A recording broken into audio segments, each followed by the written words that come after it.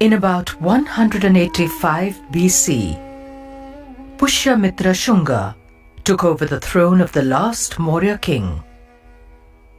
His dynasty ruled till 73 BC. This is known as the Shunga period in Indian art.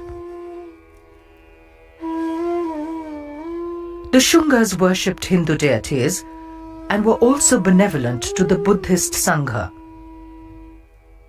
The earliest significant body of Buddhist art was made under their rule. Early Chinese pilgrims mention that Indians created vast numbers of stupas simply by piling stones and bricks.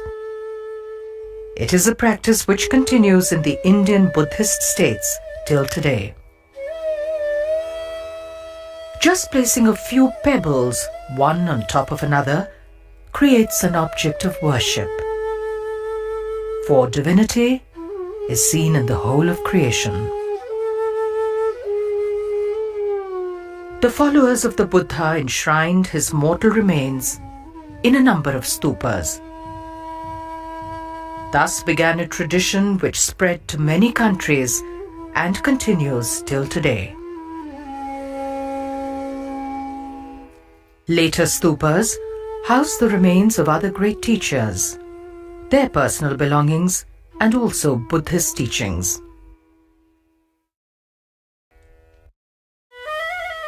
Around 100 BC, a great stupa was made at Bharut, in the eastern part of present-day Madhya Pradesh. The railings of the stupa and the one surviving gate are kept at the Indian Museum in Kolkata. This is the earliest stupa railing to have survived. Inscriptions here show that the reliefs and figures were donated by lay people, monks, and nuns.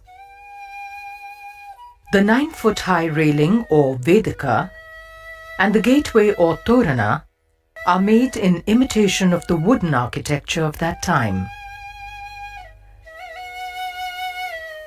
The railings create a path for the devotee to walk around the revered stupa.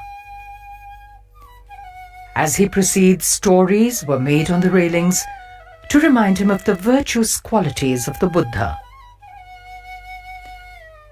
Jatakas or tales of the previous lives of the Buddha are used to exemplify the rules of conduct in everyday life. These stories continued previous folklore.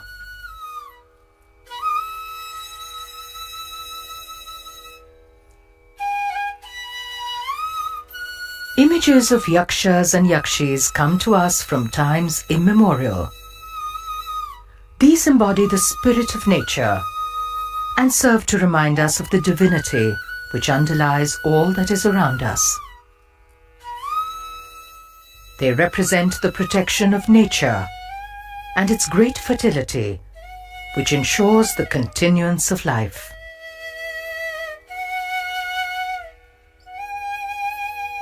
On the left of the north gateway is Kubera, who symbolizes abundance. On the same pillar is made the Yakshi Chandra. She holds a branch of the Ashoka tree above her. At Bharut, these are the earliest such images which were to become prolific in later art. They embody the procreative urges of nature.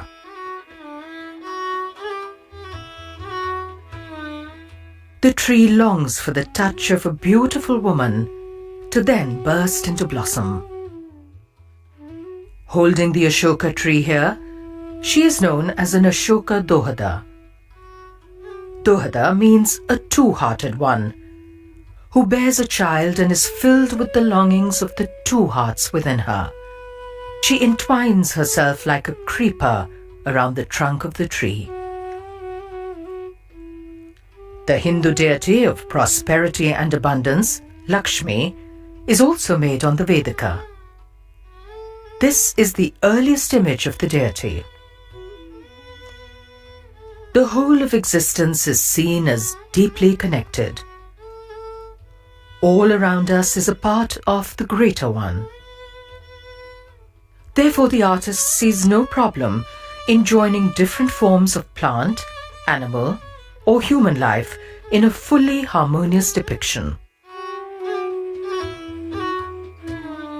On a pillar of the gateway is a procession bringing relics to the stupa.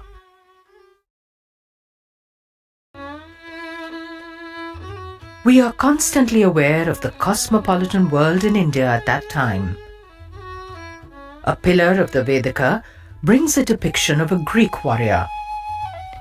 He wears boots and a tunic, has short hair and a headband.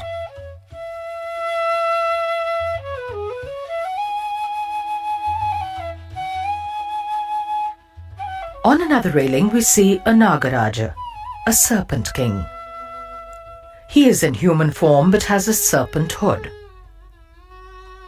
Like yakshas and yakshis, Naga deities serve to keep us conscious of the power, the protection, and the fertility of nature. Serpents appear in art from the Indus Valley times and continue as Nagarajas in popular Indian imagination till today. Many of the roundels in the Vedika have lotus medallions. Human figures are also made inside these. In Indic thought, the lotus is a symbol of purity and of rising above the mundane, of transcendence. The Vedika reliefs depict many scenes from the life of the Buddha and from his previous lives. The Buddha is himself never made in this early Buddhist art. Instead, there are symbols which indicate his presence. In early Indian art, the focus was not on individuals, and there were no portraits even of kings who were the patrons. In fact, in the Chitra Sutra, the ancient Indian treatise on art, it is the eternal themes and not personalities which are the fitting subject of art. The focus in the art of the early stupas is one of the ethical message. It is this ethical message which is contained in the Jataka stories made on the Vedika. This roundel depicts the story of the Buddha when he was born as a virtuous monkey, the Mahakapi Jataka. Many incidents of the story are shown very skillfully in a small space. The tale is told in a continuous narration in which the same figure appears several times. There is no attempt to imitate the passage of time. All time and the significance of each moment are eternal in this vision. There is no need to separate the episodes of the story with frames signifying a before and an after.